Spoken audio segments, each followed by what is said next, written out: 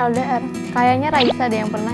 Seandainya Aku nggak pernah. Paling kalau misalnya jarak jauh dalam jangka lama gitu kan, ya lebih banyak ujiannya sih kan pasti. Harus tanggung jawab sih, karena kan kalau misalnya udah ngejalanin LDR berarti kan kita udah ambil keputusan, kita harus bisa tanggung jawab sama hubungan itu. Jadi harus jaga diri masing-masing, tanya jangan macem-macem, jangan mau juga dimacem-macemin sama orang lain, dan saling menjaga, saling protek. Tapi ya jangan lebay juga proteknya, jangan posesif juga ke pacar kita posesif ke kitanya gitu, jangan. Karena kalau terlalu posesif sebenarnya nggak baik gitu, posesif gitu kan jadinya kita nggak bisa ngapa-ngapain kan, ngapain salah, nggak enak hati jadinya kan, jadi serba salah padahal sebenarnya itu nggak salah gitu loh. Ya begitulah kalau LDR.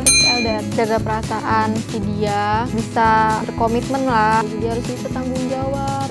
Buat belajar juga sih, belajar untuk lebih dewasa kan LDR itu, karena kan LDR sebenarnya susah, nggak bisa ketemu, terus kita tuh ngapain, pacarannya lewat via gadget, paling kalau mau lihat-lihatan video call kan zaman sekarang. Tapi harus bisa lah kita, kalau misalnya tiba-tiba harus LDR, orang zaman dulu aja bisa kan, malah tanpa gadget kan dulu, misalnya kayak surat-surat doang, bener-bener nggak ketemu berapa bulan bahkan tahunan. Hebat loh, harus belajar juga tuh dari orang-orang dulu, karena mereka hebat banget. Jadi dengerin lagu aja LDR mah. seandainya Yaudah gitu lah pokoknya LDR. LDR. Dengerin